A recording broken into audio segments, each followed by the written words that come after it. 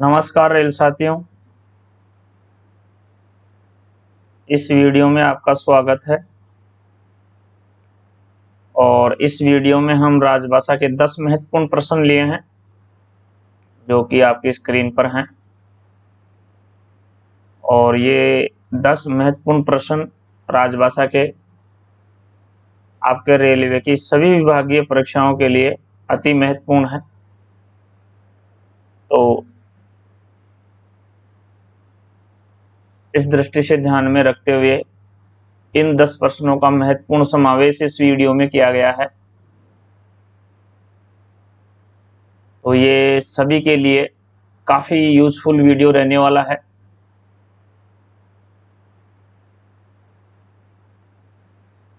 तो राजभाषा के जैसा कि आप जानते हैं पेपर का 10% हिस्सा होती है और बीआर क्लासेज राजभाषा का अलग से वीडियो बनाता है। बीआर क्लासेज राजभाषा की स्पेशली अलग से तैयारी करवाता है। तो चलिए इन 10 प्रश्नों के बारे में जानते हैं विथ एक्सप्लेन। तो ये वीडियो काफ़ी आपके लिए यूजफुल होने वाला है।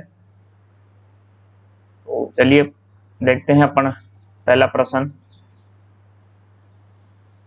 यह प्रश्न पत्र एक मॉडल पेपर का हिस्सा है।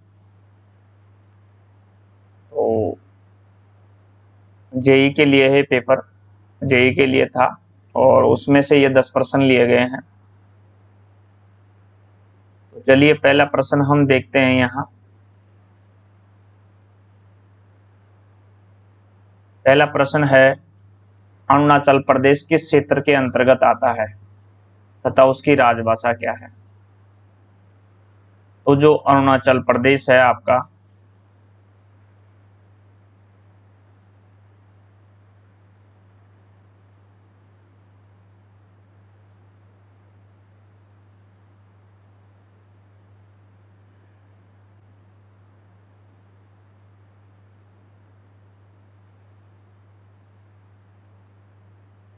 अरुणाचल प्रदेश है वो आपके सी रीजन में आता है और इसकी जो राजभाषा है वो अंग्रेजी है। यहाँ ये ध्यान रखें कि अरुणाचल प्रदेश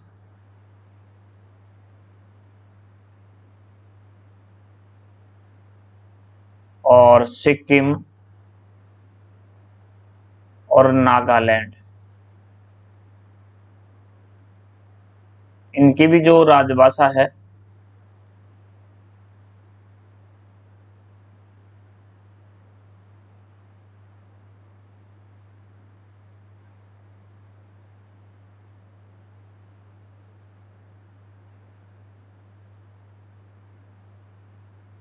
वो अंग्रेजी है।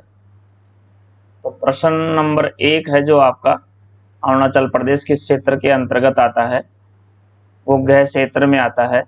अंग्रेजी के अनुसार सी रीजन में आता है और उसकी जो राजभाषा है वो अंग्रेजी है। ध्यान रखिएगा स्पष्ट रूप से। इसके अलावा अरुणाचल प्रदेश के अलावा सिक्किम की भी अंग्रेजी है और नागालैंड की भी अंग्रेजी है। तो अरुणाचल प्रदेश, सिक्किम और नागालैंड, इन तीनों की अंग्रेजी राजभाषा है। प्रश्न नंबर 2 है, प्रत्येक वर्ष हिंदी दिवस कब मनाया जाता है? तो ये 14 सितंबर को मनाया जाता है और ये सुपरहिट प्रश्न है। प्रत्येक प्रश्न पत्र में लगभग ये टपकता रहता है। तो ये हम 1953 से मनाते आ रहे हैं, ये आप सभी जानते हैं होंगे क्योंकि मैंने पूरे वीडियो में इसका खूब एक्सप्लेन किया है। और एक आपका जो 10 जनवरी को है वो अंतर्राष्ट्रीय हिंदी दिवस मनाया जाता है, वो हम 2006 से मनाते आ रहे हैं। प्रश्न नंबर 3 है इसमें, राजभाषा अधिनियम 1963 का संशोधन कब हुआ? तो मैं यहाँ थोड़ा सा डिटेल में बता दूं। राजभाषा अधिनियम, राजभाषा एक्ट जो बना था वो आपके 10 मई 1963 को बना था और इसका जो संशोधन हुआ था वो ठीक 4 साल बाद में 10 मई 1967 को हुआ था। और इसकी जो धारा 3(3) है वो आपके 26 जनवरी 1965 से प्रभावी हुई थी। और इसके अलावा एक आता है राजभाषा संकल्प का। तो राजभाषा संकल्प आपके 1968 में पारित हुआ था। राजभाषा संकल्प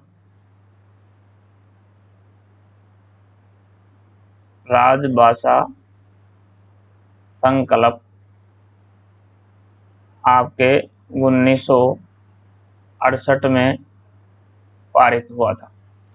तो राजभाषा अधिनियम 1963 का संशोधन वर्ष 1967 यानी 10 मई 1967 को हुआ था। और ये जो एक्ट बना था वो 10 मई 1963 को बना था। और इसकी जो धारा 3(3) है वो 26 जनवरी 1965 को प्रभावी हुई थी। और जो राजभाषा संकल्प था वो 1968 में पारित हुआ था। ये ध्यान रखें। प्रश्न नंबर जो 104 है यहाँ, वो है संविधान के भाग 17 का संबंध किससे है। तो जो संविधान का भाग 17 है उसका संबंध संघ की राजभाषा से है। संघ की राजभाषा से है। इसमें आपके 343 से 351 तक आर्टिकल आते हैं। ये भी आपको ध्यान में रखना है। प्रश्न नंबर 105 है, राजभाषा आयोग का गठन कब हुआ। तो राजभाषा आयोग का गठन 7 जून 1955 को हुआ था। और इसके जो प्रथम अध्यक्ष थे वो श्री बीजी खेर थे।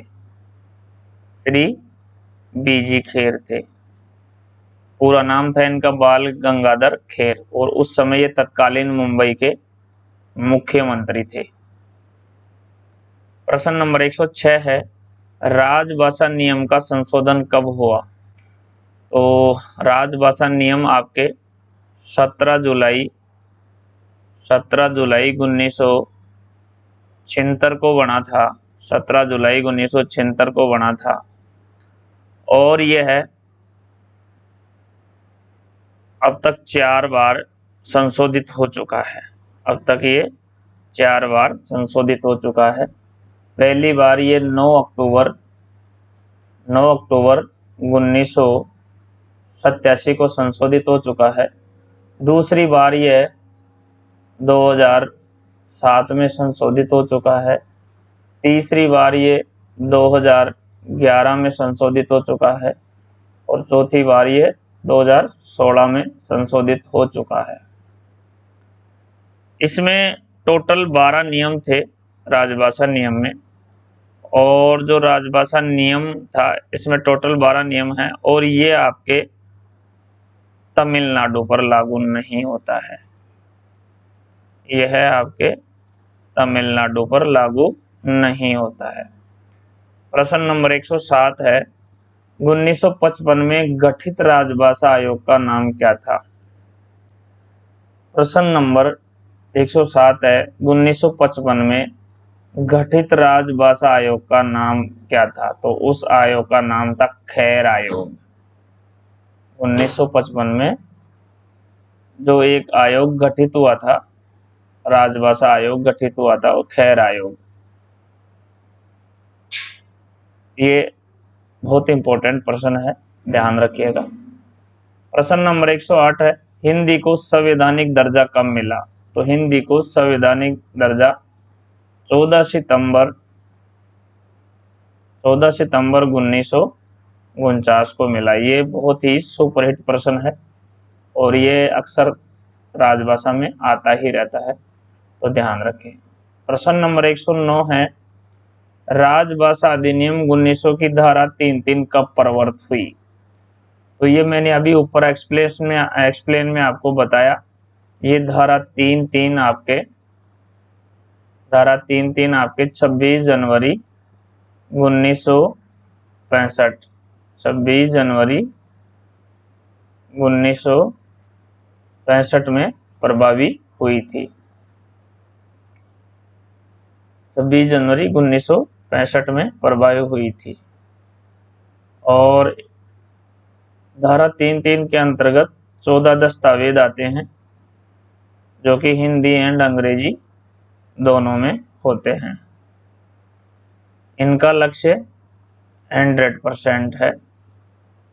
ये मैंने पूर्व प्रश्न में पिछले वीडियो में आपको बहुत अच्छी तरह से इसको क्लियर किया था।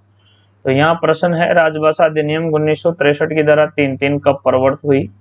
तो ये 26 जनवरी 1965 को प्रवर्तित हुई। प्रश्न नंबर 110 है, राजभाषा नियम कब पारित हुआ? तो ये आपके 17 जुलाई 1976 को पारित हुआ था। तो यहाँ आपका प्रश्न उत्तर आ जाएगा वर्ष 1976 में।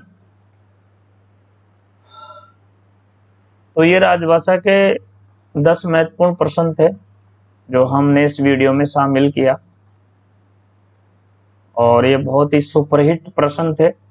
ये सभी प्रश्न बार बार रिपीट होते हैं, तो ये 10 प्रश्न बहुत ही महत्वपूर्ण है।